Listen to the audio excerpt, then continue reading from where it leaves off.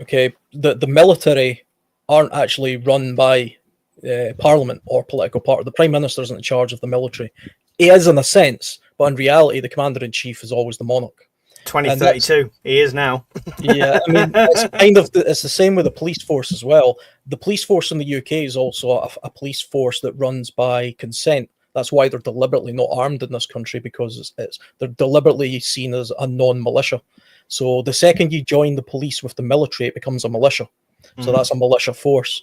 And usually what would probably happen at something like this, if the monarchy didn't intervene and somehow dissolve parliament, which they could technically do, if they didn't do that, I would imagine the next stage now would be for a new force to be created.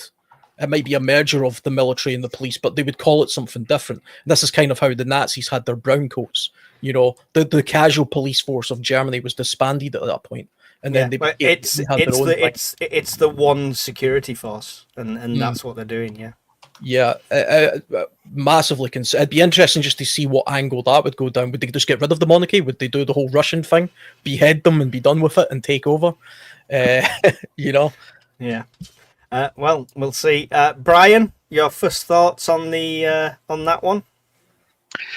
A lot of concerning bits in that. One of them being rationing for a start.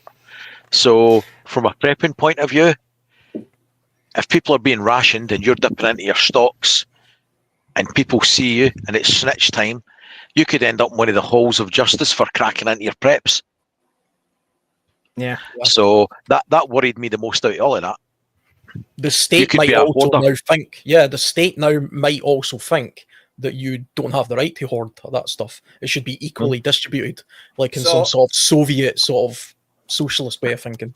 To put it in perspective, there's been a few rationing things that have come in over the last couple of years before they've even got to power, and that's just on fuel and resources like that. And people at work have got priority, and then obviously first responders or after that. So there's been slight rationing, but not to the extreme. But the fact he's offering it as an incentive tells you there should be more coming. Yeah. Right. Anyone with previous training receives a letter, hits Andy's doormat, and it's offering 1.5 times whatever your current salary is, or whatever your last current salary was, to return to service for domestic security. Totally optional. Yep, I'm going. You go.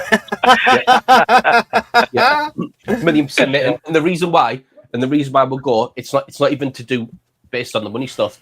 When we did that one about the one I did where I was riding the tiger, I can't remember what that scenario was now. Was it CME? The CME one? I don't know. It ended up as you riding a tiger. That's all I remember. With a flamethrower. Yeah. So it would be purely same as that CME scenario, where it was all for me. Anyway, it was all about gathering intelligence of what was actually going on the ground. The best place, mate, for me to be at that moment, and for us as a group, is to be on the inside, to find out what the situation's actually like on the inside. I'm not going to find anything staying up here and talking to you two guys. Do you know what I mean? I need to be on the inside. I need to find out what's actually going on and what level of activism's happening on the inside. How many actually believe it? How many are just doing it to feed the family? How many actually believe in the cause? So for me, 100%, I would go inside purely for an intelligence purpose, mate, to find out what are things actually like on the ground, and also what is that promise of 1.5 times salary true? So then I could tell lads, if it is true, is that another lie? Is that something else I could sew in to the discomfort of people wanting to join? Do you know what I mean? So for me, I would definitely 100%, I would go on the inside purely for the intelligence purposes and for all the stuff I could learn. Okay, good stuff. Good stuff. Neither of you guys get a letter. Forced national service in the UK is pretty much what this is saying. So how do you think this would be received by the general public, Brian? Poorly, given my opinion of them at the moment. I struggle to motivate my teenage kids when they were young teenagers to get out of bed. Never mind to march on a parade ground or jump over an assault course. And they're not greatly different from the rest of them. So Yeah, I don't think it would be greatly received. Although if you're controlling the mass media, you manage to demonise some sector of the population. You know, there'll be somebody that's the ever do a grey t-shirt as the enemy, unite against them, get extra rations. It'll be flogged in a way that makes it attractive. Cool. Well, the next question was how would they enforce it, but I suppose you're making it enticed rather than like punishment there. Alan, national service is pretty much what they're saying here. How do you think that would be received, and how could they make sure it's done? I don't think it would be received well at all, pretty much for the same reasons Brian stated. We don't really come from a country that has a great history of national service. Personally, I don't believe in conscription anyway, because you just end up with an army full of people who don't want to be there. And to them, it's just like a sentence they have to get through rather than a volunteer army, which is always better. They could enforce it the same way they do in countries like Israel. There's only certain people who are exempt from national service in Israel, like ultra-Orthodox Jews and things like that. And even they, right now, are getting pushback on them because they refuse to be served. So it would simply be a case of imprisonment, or worse, you know, if you went down the total totalitarian route here, imprisoning your entire family, or taking away the only benefit that you possibly had, you know, so they could enforce it that way. I'd be hesitant about sort of joining anything. Like, kind of like Andy, my temptation would be to join them. But like, remember that movie Equilibrium with the clerics? Yes. Yeah. My temptation would be to join them to become a cleric to get the inside view. But then you have the added danger of you're under a lot of scrutiny as well, because just like in the Soviet Union, you know, the KGB officer is watching the next KGB guy, who's watching the next KGB guy, who's watching the next. It's a never-ending circle of everybody spying on each other, and you could also end up in a position where you're forced to do something terrible down the line, like the SS were, or you drink know, cola. It could be anything. Could be just as bad as that, yeah. And you'd maybe have to justify your actions a few years down the line if something came out of it. So, yeah. Cool. Andy, the national service that's pretty much going into place, how do you think it would be received, and how could they enforce that? I think, mate, it would be. I think it would depend on how. I agree with Alan, mate. I don't think it's. I don't think it's well received at all, and I don't think it's a good idea. With that being said, mate, if the country, it depends how bad of a state the country is in. Because if you can't feed your family, no matter how bad the aspect of conscription looks, if your family's starving and someone's offering you 1.5 times the rations, 1.5 a time what your last salary was, people are going to do it, aren't they? Yeah. Desperate people may take desperate measures, as the old saying goes. So it might not be received. I agree with Al, mate. It might not be received well in principle, but if that's how, if things are that bad, mate, I can see people jumping to do it. I agree. Right, so messages about fighting back start appearing on the Discord groups and on the dark corners of the internet that you're still looking for information. And zones have started making plans to band together at single locations if this starts to get any worse, and starting to put plans in place. Are you involved in any of them plans, Andy?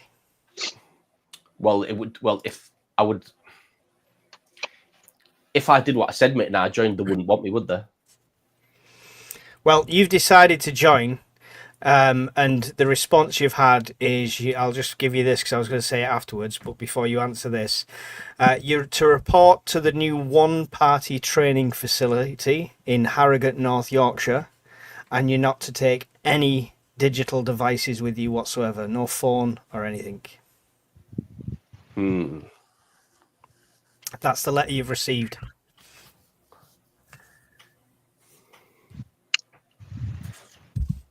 And no tigers. No tigers, did it? No kit, basically. They don't want anyone turning up with kit bags. Anything you turn up with that's not just a set of clothes will be confiscated. This is when you start regretting buying that extra wide phone. I think I would be going down. I would definitely maybe going down, because I've got ex-military friends who live in. Saying that, would I trust them? I would definitely go. I would be going down beforehand, mate, before my date, and I would be stashing stuff down there. I would definitely have a cache somewhere. I wouldn't be folding that letter to the team. Well, you'd have to, wouldn't you? I mean, I would rock up clean fatigue with nothing on me, but that doesn't mean to say I wouldn't have something in Harrogate somewhere. So you're still going based on that? Yeah, I'd still go. Still going? Okay, cool. Good to know. So the message about fighting back, are you saying anything to these, or are you just staying out of all of that because you know you're going in? Or are you letting people know that what you're doing? It would depend, mate, wouldn't it, on how much I trust them. If it was just random guys from my community, I wouldn't be telling them anything. No, within like the UK Prepper Network or the Discord and people like us, basically. Oh yeah, I would let you guys know what I was doing and what I was up to. But I wouldn't be telling my estate or the wider community. I thought you were going to say Hawkins. No, that's what I do. When I turned up, I'd go, look, everything you see online from a guy called Hawkins, that's actually me. So all of that stuff. Poor Hawkins. Alan, messages about fighting back start appearing on the Discord, and zones have started making plans to band together in single locations if it gets really bad or it starts to get really worse. Are you involved with this? You know, I think I would be involved with this because at this point you're either with a resistance or you're not. It would be very difficult just to stay passively in the background and just see what unfolds, because those kind of people who just try to stay out of it don't tend to fare well, because one or the other is going to push on them, or both of them, and they're kind of trapped in the middle. With the shadow accounts and stuff that I would have made by this point, I would have got feelers as to what was going on, and I think I would probably now start going down the route of joining some sort of resistance. In fact, this is an entirely made-up scenario, so I'd be the leader of this resistance, and I would take it upon myself to get this organised. Sub leader, El Chapo, the Zone 7 daddy, In fact, Brian, my answer, Mike. I'm not joining anyone. I'm going to lead the Tiger Battalion. Well, so Brian, Alan's going to be the Zone 7 daddy. Does that make you the mummy? Are you getting involved in this?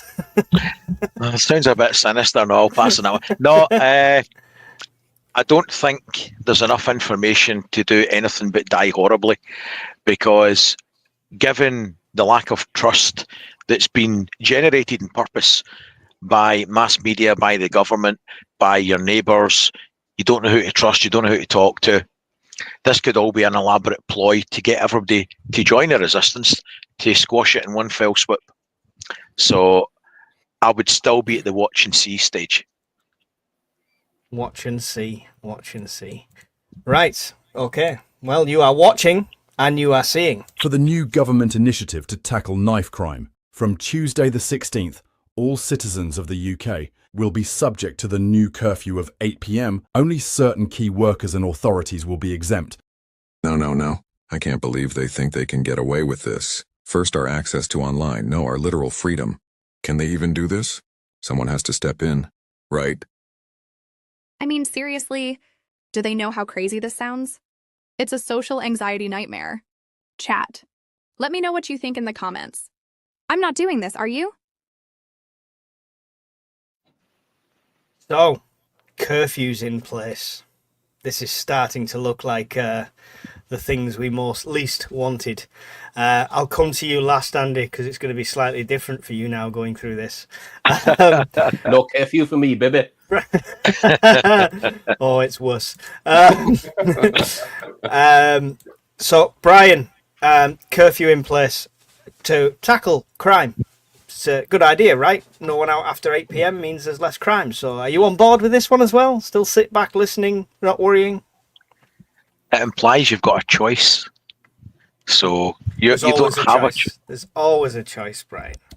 Yeah, and there's... Stand up and be counted. Join Daddy, Zone 7 Daddy. It's like a badly acted version of Scum. I'm the daddy now. Honestly. Oh, Brian's left. He doesn't want to be. Andy's left. Andy's left. Doesn't want to be. He's added himself. Oh, he's gone. What are you doing? Okay, we'll leave him to do that. Carry on, Brian. Sorry. I would comply and watch and listen and see, because unless you've got some sort of, it's all very well having an organised resistance. They don't control the media. They don't control the munitions. They've got no command and control. They don't have numbers. Yeah, I wouldn't be signing up for that car crash at the moment. I'll comply with the 8 o'clock curfew. Mate, I'll be 52 in November. 8 o'clock's a late night for me now. I'll be sitting with the pipe slippers and the 16 cans of Pepsi Max. They see me through to 10 in the morning. Well, there you go. That's how Brian's reacting. Alan, curfew's in place. So how's this affecting your thought patterns?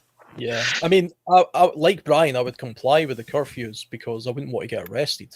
But I've always had this. I'm very, very much against having my movements controlled or my thoughts controlled or anything like that. Even during the pandemic when there was You're not married then, Alan? Well,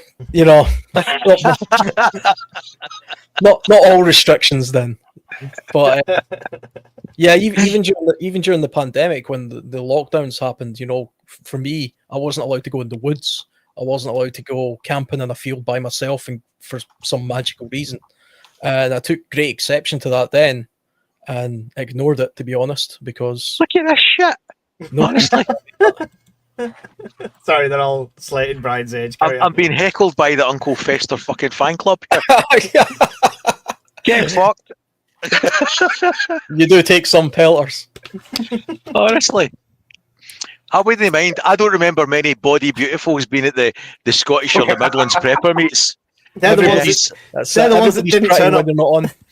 Yeah, that's bad enough they didn't turn up. Don't even get me going there. Sorry, Alan. Brian's heckling. No. interrupted I you mean, there. I would still now be more inclined to be part of some sort of resistance. I think it would be bigger by this point. I think a lot of people would be objecting to this. The problem is resistance in the UK is not an easily organised thing. It's not something we commonly do. And the UK government, the intelligence services of the UK, the one thing they're incredibly good at is infiltrating organised groups. You've seen that in Northern Ireland. Basically, everybody in Northern Ireland was a bloody informant. That's just how that worked. And that was an organised, proper resistance group to their cause. I think it would be bigger though. Something like this, there would be a bigger thing going on by this point. There's lots of stirrings that you don't have to dig far on the dark web to find people saying we're going to do this, we're going to do that, we're going to go and take down this, we're going to mess up these wind turbines and stuff like that. So you're seeing little bits of stuff everywhere. Andy, you've turned up to Harrogate, North Yorkshire, what used to be the Army Foundation College. Big, massive gates going through. A lot more security on it than there used to be. Lots of razor wire and actual armed guards there and stuff like that. And you've come through and you just feel like you've been treated like a regular recruit again. It's back to very basics. But there's an emphasis on crowd control and use of lethal force in bursts, almost culling, as part of this training. So, are you still playing along at this stage? Yep. Yeah. Anything more? Or are you just getting trained right now? Are you stepping out doing anything yourself? No, it's like, because you say, Matt, I'm there for however long the training is, Anna. And so how long did you say it was? 2 weeks? No, well, it's a 2-week refresher for you, yeah. To refresh, right? So all I need to do, mate, is last the 2 weeks. And the mindset I would have, because like I said, the reason that I was there, if I was on one of these Cullen detachments for whatever, I would just ping off to left or right and switch fire. Just because I've been trained to do doesn't mean I have to actually do, does it? No one's going to know where effectively my shots were placed. So I could plow it into a tree, I could plow it into a bush, no one would know. Yeah. So that would be my mindset going in there. You have to be in the mindset of get over all the nasty shit they want you to do, purely to get into a place where you can then start doing what you want to do. Yeah, and get into the position where I can gain stuff for other people. Do you know where I'm treating? And I appreciate, right, mate. This is an extreme end of the scenario. But have you seen the film Valkyrie with Tom Cruise, where it's about taking out Hitler? Yes. That would be my mindset, mate, going in. That would be the process of, because not every single person, mate, who's went back in there is going to be exactly what they want. There's got to be other people like me. Yeah, just makes you more successful. What was he, Colonel Staffen, something like that, wasn't it? Staffenberg. Yeah. That's Staffenberg. That's the one. So that would be my mindset, mate, going in. Because like the guys were saying, it would be that hard on the outside to organise anything. At least on the inside, you'd have supplies, you'd have resources, you'd have the guys. And being on the inside, mate, you know exactly what their tactics are and how they're going to run things. I wouldn't know that from the outside. Well, you're basically getting conditioned now in this 2 weeks to become what would essentially be a corporal or a bombardier to raw recruits to help bring them along as well. You're with about 8 other ex-service personnel, all different ages, all different regiments and stuff like that, 2 of which have already disappeared over a fence and done one. After the first week, they realised what was going on and they decided to get out of there. But as you hit the end of the 2 weeks, you're allowed your first ever phone call home. And they're quite open. You have to use this specific phone. So it's a landline that obviously they're going to be listening into. So you call back, you call Mrs. Bombardier, and she fills you in on everything that's going on, and she says, it's crazy. There's people going nuts. There's people trying to attack police stations and stuff like that, and she's really worried. So I would you instantly, mate, know that listening to you. So I would just play up to the fact that I knew they were listening. And it would be a case of, look, they've taught us how to deal with this. I'll be back home, lead the unit back at home soon. It'll all stop once we're there. And I would just play up because I knew exactly the listening on the phone. And I would just say, mate, what they wanted to hear. Okay. I would be full on, mate, MI6 mode. Right. I would be full on UKP and spy. That's what you're saying. Hopefully you didn't get posted somewhere else in the UK. Well, this is unfortunately, Alan. Stop spoilers, Alan. Spoilers. Ruining it. It's like the end goal is the same, irrelevant of where I'm based in the UK. Right. The goal is still going to be the same. Okay, so funnily enough, you do get orders through that say you'll be stationed down by Portsmouth. Fucking all this shithole. Yeah. It's a permanent posting, and after the first year, they can consider your family moving down there. But in the first year, you're just in barracks down there, and it's a full year term away from everything. So that's left on your lap, and you can decide what you're going to do with that. For you other gentlemen, how does the curfew affect your plans, and what are you doing now? Like Alan's resistance and Brian's non-resistance hiding in a hole. So, Alan, how's the curfew affect any sort of plans to start a resistance or help a resistance or get involved with it? Well, it makes it a lot easier for the authorities to identify resistances because all they have to do is, literally anybody that's out past the curfew time must be part of something, if that's the way they put it. So I suppose the only way around curfews would be to identify people who are in those key positions, those jobs, the key worker jobs and things like that, the night shift jobs and stuff.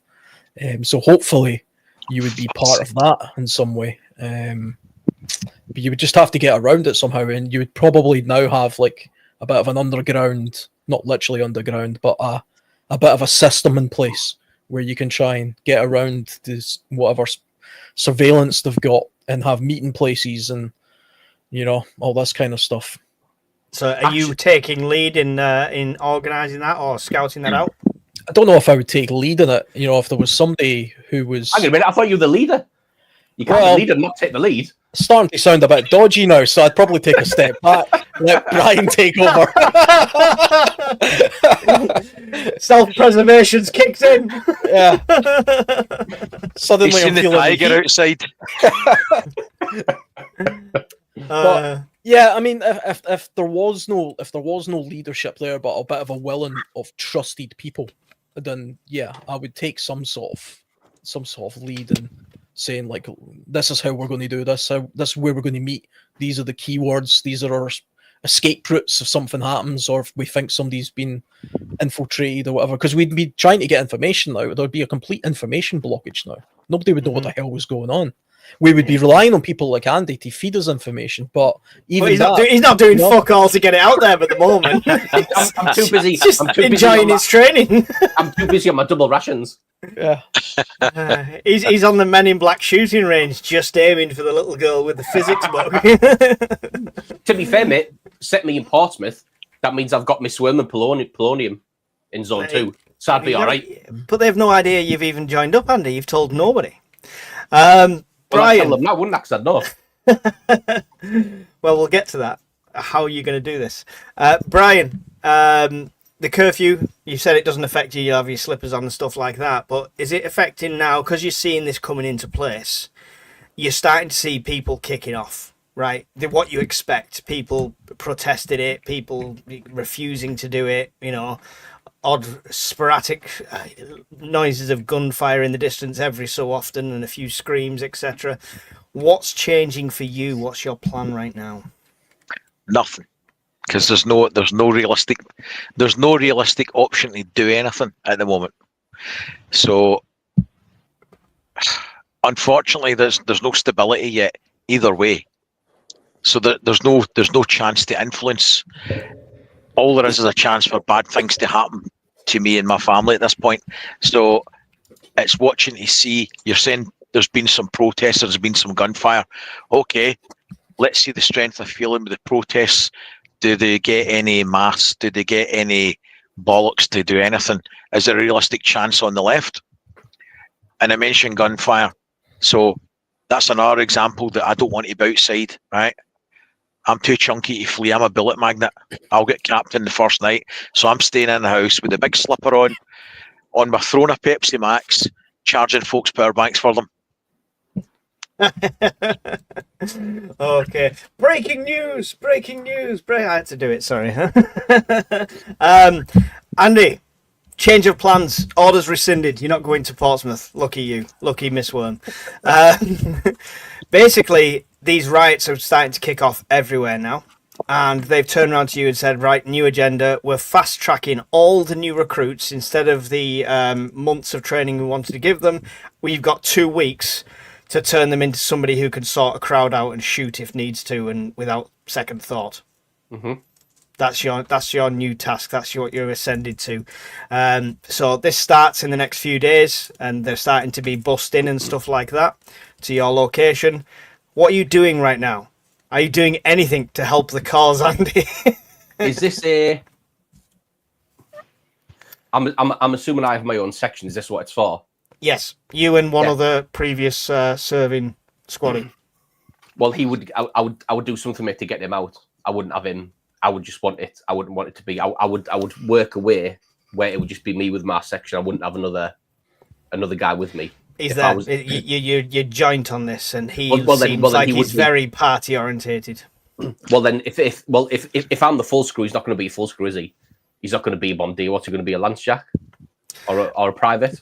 He's not even artillery. He's just a. Oh, there you go. He used to be a staff. He used to be a staff sergeant. He used to be a staff. Okay, what he used to be. It's what he is now. so if I'm right now in the one party, he's the same rank as you. Yeah. You have it together.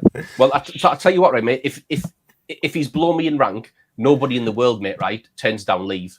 So I would say just go and do your own thing for a week, and nobody's turning that down. And if he's a staff sergeant, he definitely ain't involved because he's a senior NCO.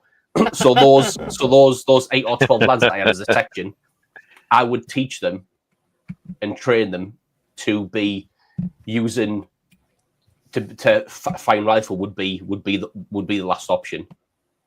Yeah, and I would have it based in the fact of I've been to Afghan. I know what the score is, lads. When this does kick off, and because it's going to be me, mate, taking the brunt of the decision, I would say our section is staying at the back. Irrelevant of what any of the other guys massive say. Risk because you're being monitored during this training as well. Don't forget. Well, it's a risk you're going to have to take, mate, isn't it? Okay. And you're going to have to. And the way I would frame it would be if you have them do this from the initial start, you're not going to have them. You're not going to have them for long, because taking out the friends and family is not going to be a pleasant thing, and they're going to break at some point. That would be my road to that. But anyway, so if I'm a full screw, I would then be at some point being able to get out of the barracks and go somewhere for some reason, because you're going to have to eventually leave at some point, and then I will go for the cash, and then I'll be getting in touch with you guys and saying this is what the score is, right? And I would be writing down, and the way around that bit would be I would be writing down the tactics of what we're being taught. 'Cause ultimately, I'm going to have to be taught Anna before I teach the new lads coming through. So I would write down everything that was being taught tactic wise, and if anybody asked me why we're doing it, I believe, well, that's how we did it in the old days. That's how I used to do it. You have to have stuff written down your notepad. Fair enough. At least you've gone out and tried to get words to us and stuff. Yeah, and then so that's what we're doing. Mate. I would write it all down. I would keep it in the cache, and I would let you guys know where the cache was, so you could then at least go and retrieve it and say, look, this is what the tactics are. This is what they're going to do at this checkpoint. This is what they're going to do here. They're going to funnel you here. It's going to be X, Y, Z. So that's what I would do once I'd start to train people. I'd be like this on the phone. Andy, bad news. I sold out Mike for 2 cans of Pepsi. You're next. Right, so riots are kicking off all over the place, and you're right, people are just not tolerating this. The curfew is kind of a final straw for that. Riots are being put down with lethal force, though. They're not being tolerated at all. It's getting absolutely... It's becoming chaos out there. People are fear for going for shopping or anything like that. And obviously the media's on top of it, and you're starting to see it everywhere. Riots have broken out all across the UK in response to the new curfew. So far, government forces have controlled the situation using lethal force. The so-called UKPN resistance is nothing but a folktale, say government officials. Citizens should report anything related to this. Citizens of the UK, stand up, resist. This is the UKPN, the voice of the resistance. Dramatic. So that happened on national news. Obviously, my IT skills have improved. At the same time, key members, the three of you being involved in that, and, well, not you, Andy, but Mrs. Bombardier receives a message through to the phone from no number saying, the 5th of the 11th, 32, lights out, you make it happen. Stand up. No, she's not doing that. So, how are you interpreting? How are you interpreting that? So that's all the information you've got at this stage. That's all the information. So the instant come up that somebody's trying to flush me out. Okay, that's your thoughts on that. Brian, what's your thoughts at this stage? What do you think that means? Could be for anybody. It could be testing your loyalty, or it could be legit trying to incite trouble. Viva la revolution. So I would just reply back saying either, what are you wearing? Or, I'm going to bed. It's too late. It's past my curfew. The reply Possibly both. The reply does not get delivered. I would ignore it and watch and see. Help, Brian! Damn you! Help, Alan. Well, how do you interpret that as part of a plan? Well, at least I know there's a date. There's a date of something. I don't know what the date, what it is, but at least I've got something to work to. First thing I would do, I wouldn't try to reply to a message like that, and I would immediately delete a message like that. But I would keep note of the date. What I would be doing just now, though, is looking for escape plans. So I'd be looking for an escape plan for my family as in another country to claim asylum, to get out of Dodge before something takes place. Kind of like, people did in Nazi Germany in the 30s, where they realized something was happening and they started getting on trains and planes, just going anywhere. And the second they got there, they claimed asylum. So that's what I'd be looking to do for like my immediate family. I would also be thinking about my bug out locations and where the hell I could go should the authorities come knocking at my door. And I would maybe start thinking about sleeping somewhere different as well. And given the pretense that I was still at home is a bit of an early warning, but I'd be getting ready because I would want to be part of some sort of resistance, Right. Okay.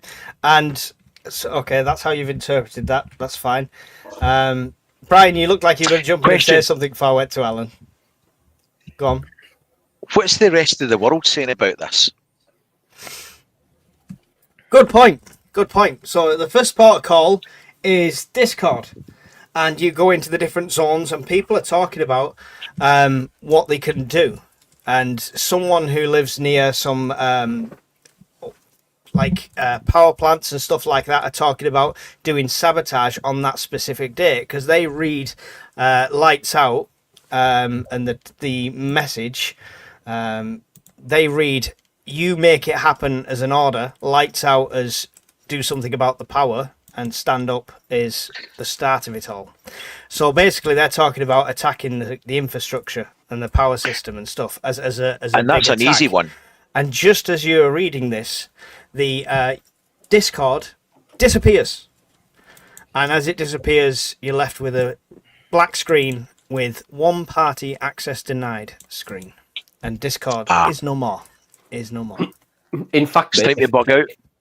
if I got that, I would take that text to my superiors and say, this what my partner's just received.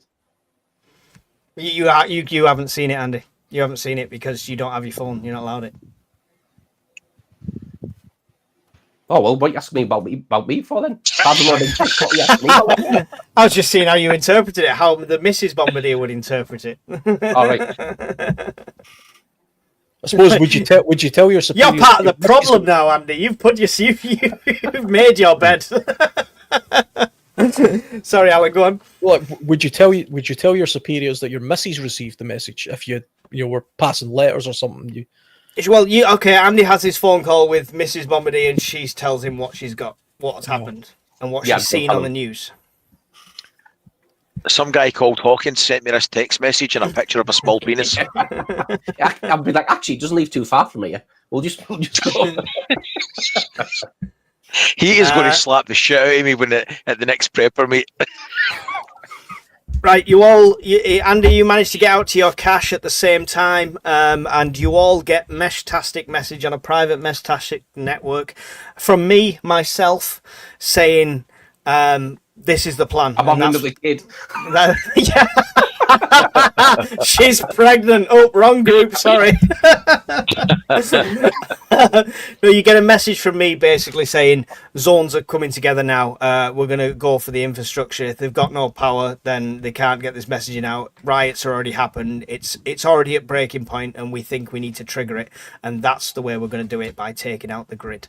And that's the message through the secure Meshtastic network directly from me that you've all seen.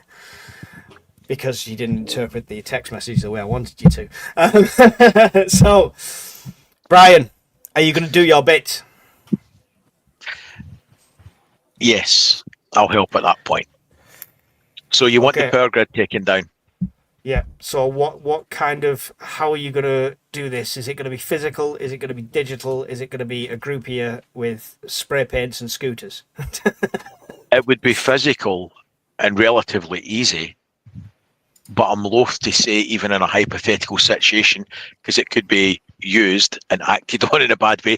But yes, I would help, and it would be practical. Right. So you're going to get together with a group, the people you know closest, and take practical action on this date, yeah? On the infrastructure, yeah, to help with the power grid go down. Cool. Alan, what are you at this stage? How's Daddy of Zone 7 gonna take the message from the text message and the Meshtastic one from Mike?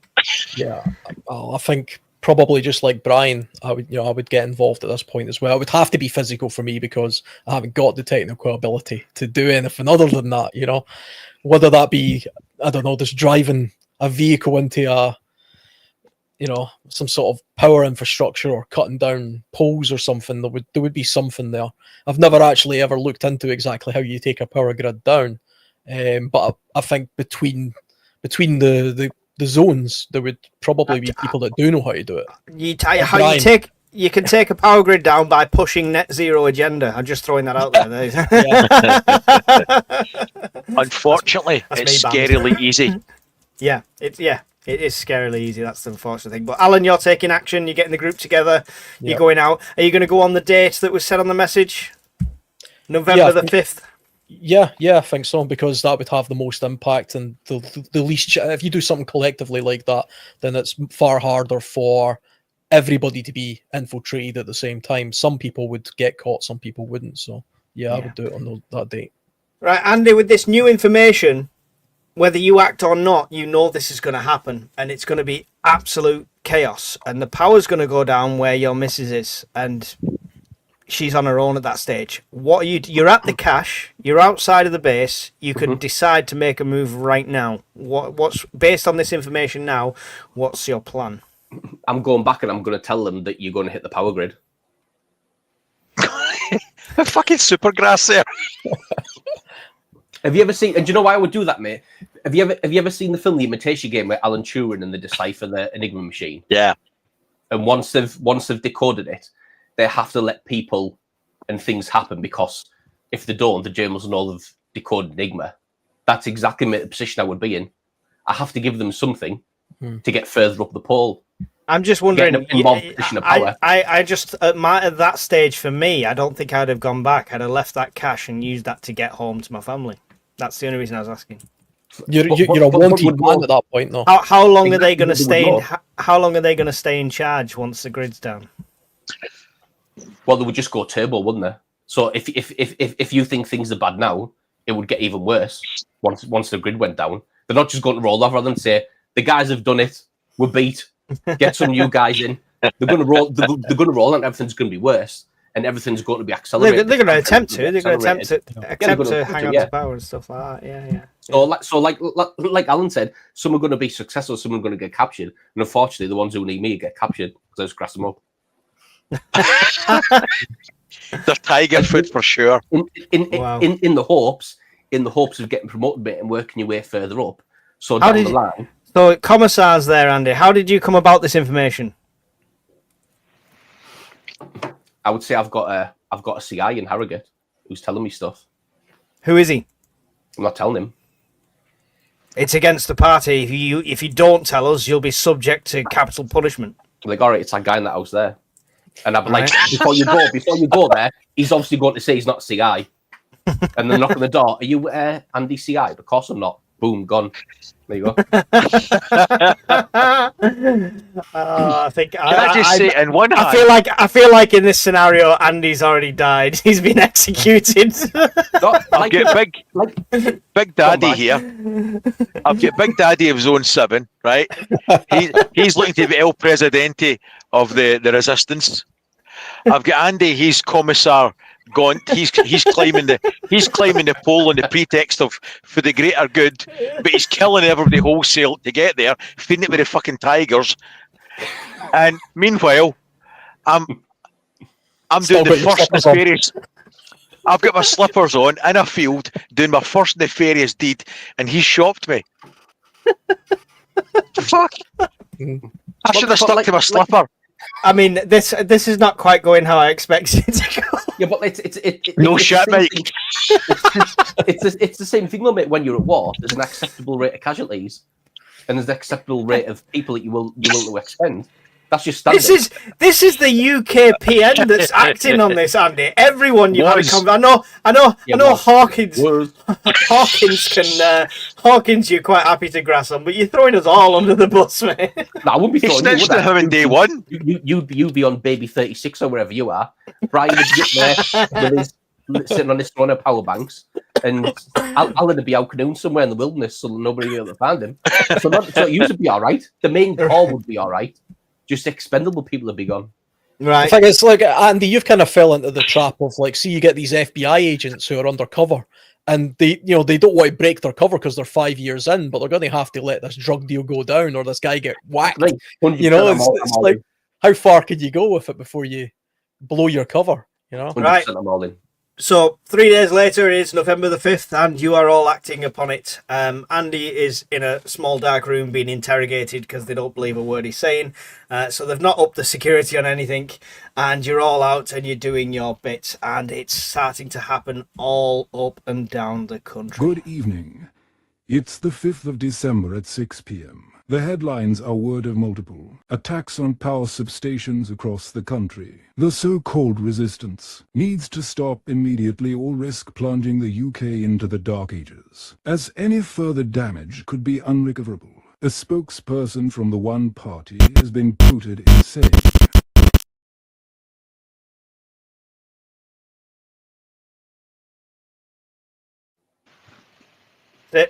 Sit. Power's gone. Power's gone. Well done, Alan and Brian. You've done your bit. And Scotland's in darkness. I know most of you are on candles up there anyway, north of the wall, but you know, the little electric you have is gone. We'll talk about polar opposites of Scotland there. Brian's got enough power to charge the country, and Alan's sat there with a candle. The power's gone. Complete disarray going on, as we've seen with many realistic scenarios throughout the world.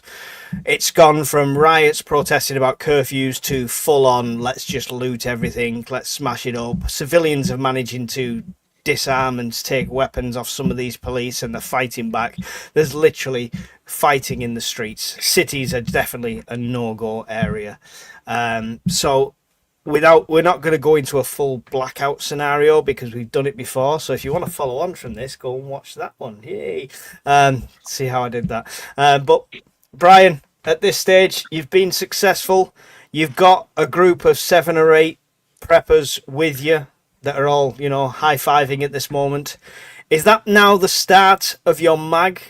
Do you all go back to your own individual homes, or is that a good point now to come together and band together for what's coming? I wouldn't have a home to go back to at that point, because if I'm going down this path, then my family would have been scattered for their own safety, and there's no point going home because I don't know if it's even safe anymore. So if you're on this particular path, you're stuck on it one way or another. So they would have to be my new family until it's done. There you go. Alan, are you sticking with these people that have just achieved this wonderful feat with you, or are you going back home, sending them on the way? What's the plan now to... Well, I think you're all in now. I mean, you're fully committed to it now. There's no... What would be the point of attacking the power grid and then going back to normality? Because they'll just fix the power grid eventually. So this would now be part of a bigger resistance. Whether I would go home or not, it would depend on whether I'd been identified. So I would be in hyper sort of vigilant mode at this point to see if the authorities knew who I was, because hopefully I'd still be kind of a little bit incognito. But if I thought they knew who I was, then yeah, I wouldn't go home either, because I'd be under surveillance. If I didn't think that, I would maybe go back and forth. But like I said before, I'd be doing everything now to try and get my family out of there anyway. Hopefully we wouldn't be trapped, and there would be places to send them. But you know, not going home is as much as an indicator that you're involved in something anyway, because your neighbours are suddenly saying, where's he went? Ever since the power grid went down, this guy's just disappeared. And when the authorities are doing their investigations, that's the kind of things they'll pick up on. Who was acting abnormal, who's not came back, you know, all this kind of stuff. Yeah, unfortunately, getting the grid back up and running is not something that's going to happen anytime soon. There happened to have been a war going on in the years before, the Great Canadian-USA War, where we'd sent all our spare parts and everything like that over there. So there's just nothing here left anymore to repair it if it does go down. Coincidence, I know. Andy, on base, there's a contingency for this. They know exactly what they're doing. All the officers know exactly what they're doing. It's a bit chaotic at first. Plenty of backup lights and batteries and stuff like that. And basically, the protocol at this stage is they are going to load you all onto trucks, and everyone's heading to London. And London is the be-all and end-all at this stage, and they're pretty much closing down all northern bases, and they're sending everyone to London to be part of this Bastille down there. I think there's lads jumping ship, there's lads not turning up, there's lads doing a runner. You've got 2 or 3 days before these trucks arrive, because the logistics have to get up there and stuff like that. So what's your plan here? I think at this point, mate, if you'd actually been successful and you had managed to take the grid out, I would then play my hand and I would go all in. So I would take my 12 lads and say, look, this is the score. This is what they're doing. We're going to take the country back, and I would take the camp back, and I would start with my 12 lads and work through. And I would go tent to tent and say, look, do you really want to be hurting your mum, your dad, your gran, your sister? This is the only way and the people who said no, we're all for the one pie, and they'd be gone, and I would just work through the tents like that, and you would get to a point where you'd have enough people who are all on the same side. You'd be like, right, now we are going to start pushing out. And then from Harrogate, you could then push out, and you would have all the decent guys, all the normal guys. You push out from there, because like Alan said, there's no point taking out the power grid and then just sitting back. You've done the main thing, because once you've done that, mate, it affects comms, it affects everything. It's such a knock-on effect that I would have to go all in, and I would have to show my hand then and say, look, this is the only chance, and we've got to go now. And all the guys who were like, no, I want to be on double rations, are like, you're gone, and I'd just go like that way, and I'd switch.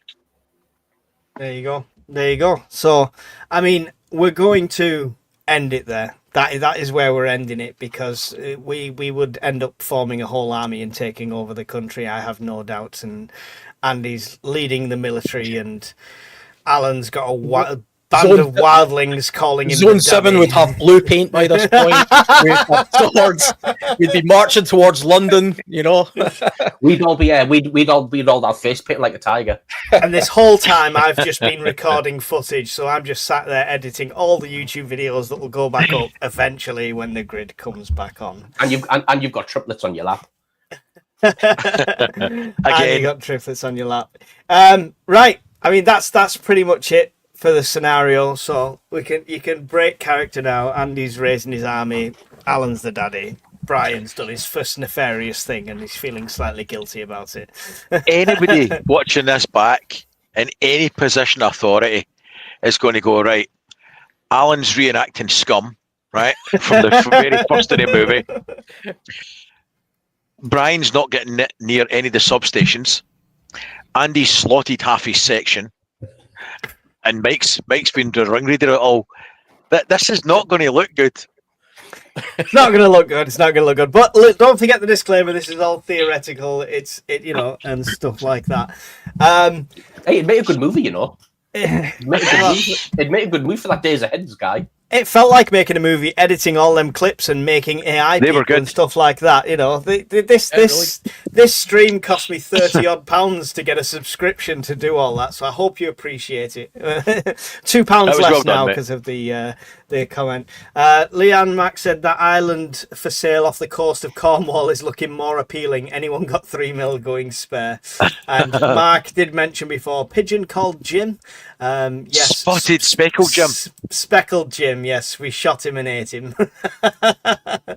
Love a bit of Blackadder. I hope you guys in the chat enjoyed that bit of a play sort of thing of the situation. Andy definitely threw a spanner in my works by just joining up and conforming and becoming the new commissar of the North. But it's all good. That's why we do it.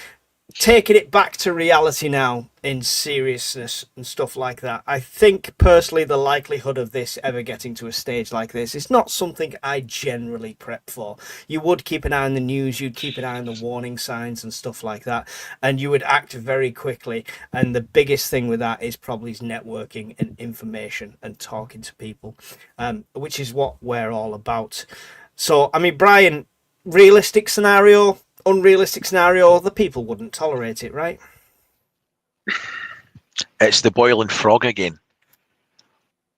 That's what you're looking at and talking about. It's the boiling frog. This wouldn't happen overnight. This would happen a slow erosion of civil liberties over time. For example, facial recognition to help everybody being brought in across the country. Almost like now, cash being demonized and taken out the shop so you've got more of a digital footprint. Any Just similarities like or resemblances to people living or dead are purely coincidental. This was a completely fictional scenario. Manipulation and rigging of the voting system. Where have we heard this one before? So that's when we were speaking the other night about politics, and I know some people get annoyed about these kind of scenarios, or if politics and prepping merge. Please don't be annoyed, because have a think about it. Whoever's in a position of power for 4 years, 10 years, whatever, their actions and choices will affect our future. Whether it's how they invest in power, nuclear, wind, or whatever, it'll affect in your available spend. It'll affect how likely your lights are to go out. General taxation, your pension, all these things will affect your preps, short, medium, and long term.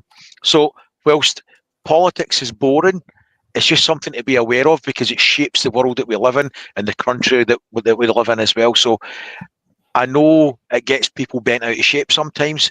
It's not intended to. It's just that, like every other thing, bad weather affects your preps. So does politics, in my humble opinion. Yeah, definitely. Stick around, guys. We're going to do the wheel draw for the bug out bag. Sales have closed. You can't buy a ticket now, so any donations you put in now will go straight to the charity, but you will not be added into the draw. So stick around for that. Alan, how realistic of a scenario would you feel this was? I'll be back in 2 minutes. I don't think it's impossible. And like Brian says, I think the slow creep of totalitarianism or authoritarianism is always present. And I think that is present even in the UK today. So it's just a case of being vigilant of that and being mindful of history and trying to resist it politically as much as we can, because there will just be this never-ending creep of taking away things like freedom of speech, or even we do it. Even in these chats, we self-censor ourselves to say things, even though we know that we say things jokingly, yet we still do it. Yeah, 100%. And that in itself is already a little bit of our liberty taken away from us. So I think as preppers, you can't prep for everything. So this isn't something I would specifically prep for, but if you have a foresight as to what's going on because you're involved in this kind of discussion, you're viewing the landscape, hopefully you'll get a little bit of you'll be able to see it coming, and then you can improvise and adapt your preps or your thinking based on what you think's coming, because that's kind of how I do it. If I thought there was going to be a Noah's flood tomorrow, that's what I would start preparing for.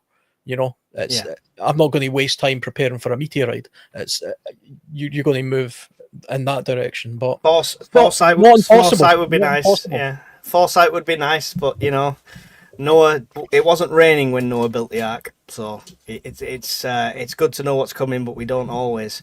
Andy, how realistic the scenario to this day and age? I don't think the people would tolerate it to get that far personally, but what's your thoughts on something like that? No, I don't think it would, mate. And I only said I would join in that thing, mate, just for the crack, just to mess me up. Yeah, I know. Yeah. To be fair, mate, I didn't know whether it would mess you up.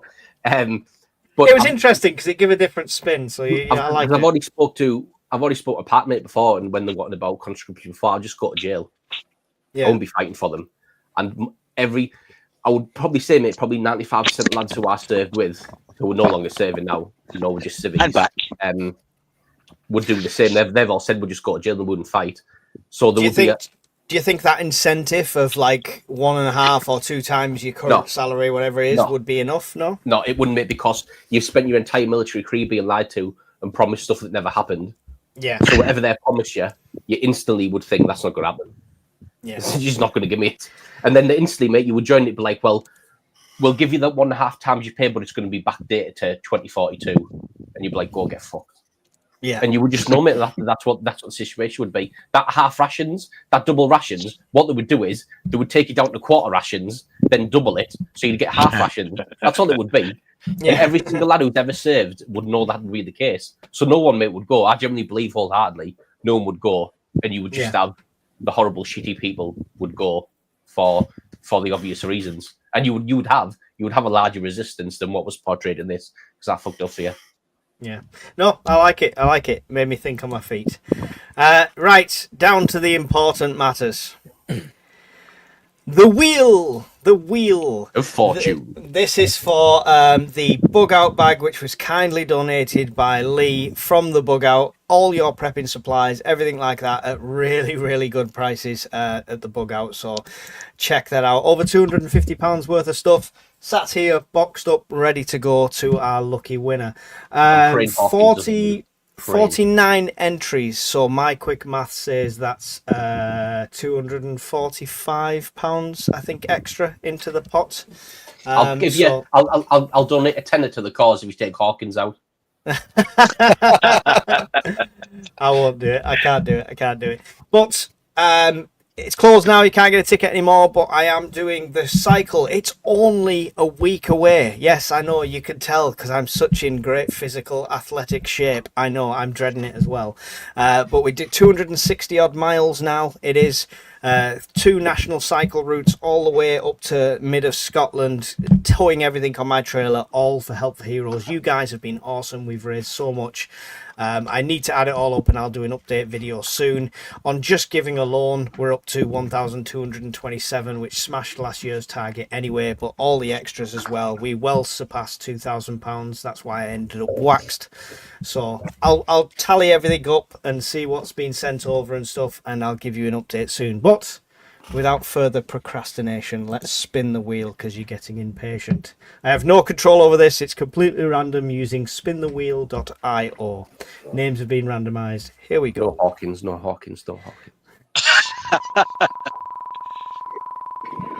Send me my bag. How many winners is the Mike? One winner. Or just one wins it all? Yeah. Fucking hell. If I knew that would have entered. I've only told you about 100 times. You're all right. I've done a test run on this wheel. It takes a while, so don't get excited. It slows down quite a lot. That's all right. It's well away from Hawkins. Well, I didn't see him there. Ooh.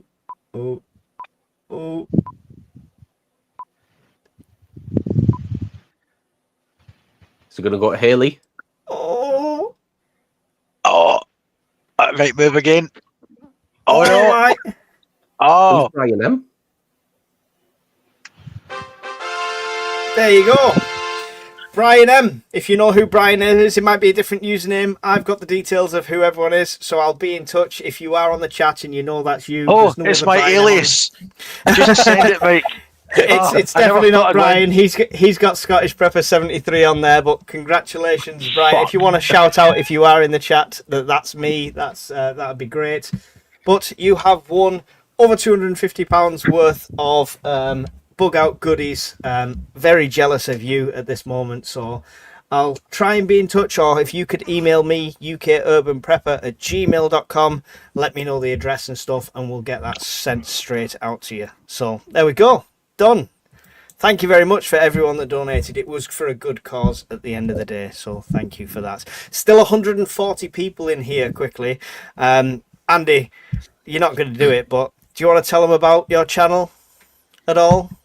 I'll tell them about the other one. Go on. Because the other one's cooler. So my other one, Shadows of the Titans, is all about UFOs, paranormal, ghosts, high strain, just all the weird stuff that I've experienced and all the stories that I've heard, and all the stories, including some stuff I saw during my military career, and then obviously a lot of stuff outside of that. And me and Brian are going to do a live on Thursday, all about UFOs and all that type of stuff. So awesome. Yeah, head over there if you're interested in that type of stuff, guys. Definitely. Alan, can you tell us about the World Survivalist, please?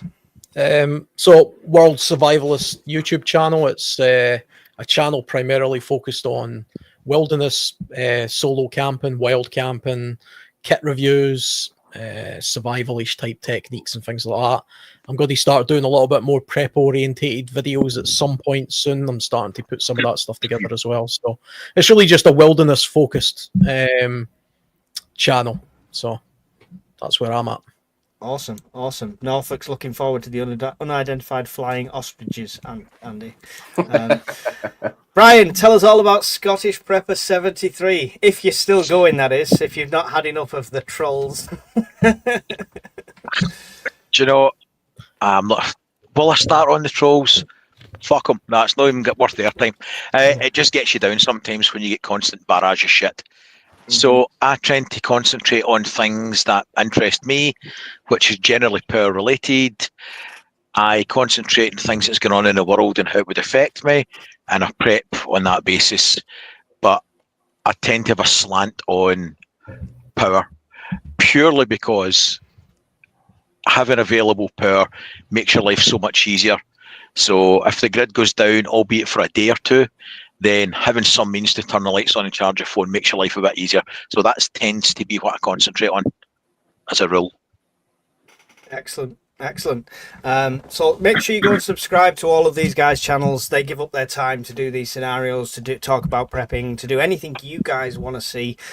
We all get involved together and talk about it. None of us are experts. I'm sure we all have expertise in certain fields, but none of us are experts. We're all here to learn as well. My channel is all about bringing the community together and sharing this knowledge and learning myself. So keep that in mind. No one's preaching everything to you, and we're here willing to learn as well.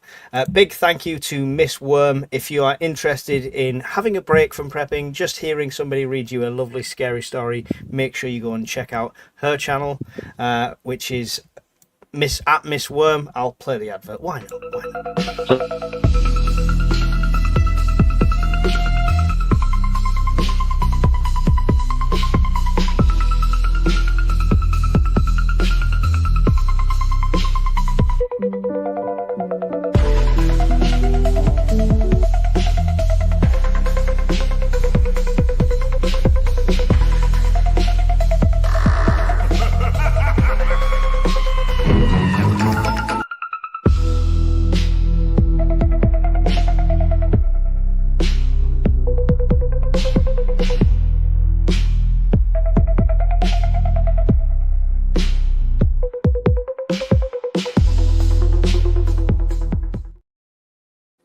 There you go, Chief Mod Miss Worm and her awesome team of moderators, all of them helping out. Could not do it without them, so thank you very much to them. And of course, the awesome voiceover work that you heard at the very start, which I'm sure you can hire her for if you need to. Brian, don't even think of hiring her for something you want voices over for. It's just not going to happen. I've got needs, right? Doesn't make me a bad person. Thank you everyone for joining us. I'll update you on the charity soon. I'll do a live stream regarding the new route and stuff like that. What time's your live stream on Thursday, Andy? I don't know, mate. I'll put something on Discord. I'll shout something out when I organise it with Brian. All right, whatever time he decides, I'll do my live stream at the same time. No, just stay tuned to the channel, and we'll be in touch soon. Thank you everybody, and we'll see you in another one. Goodbye. Bye, guys. In the glow of embers dance, we've prepared for every chance, living simple, living true, with the dream we all pursue.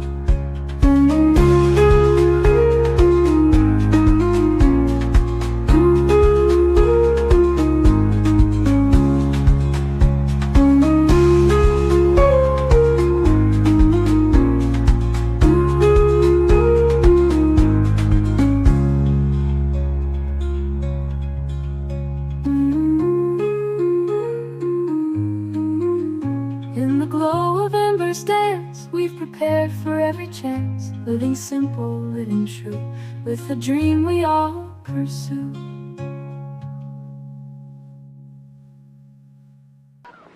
I'm Brian! I'm Brian! I'm Brian! I'm Brian! I'm Brian, and so's my wife! Right, take him away and release him. No, I'm only joking. I'm not really Brian.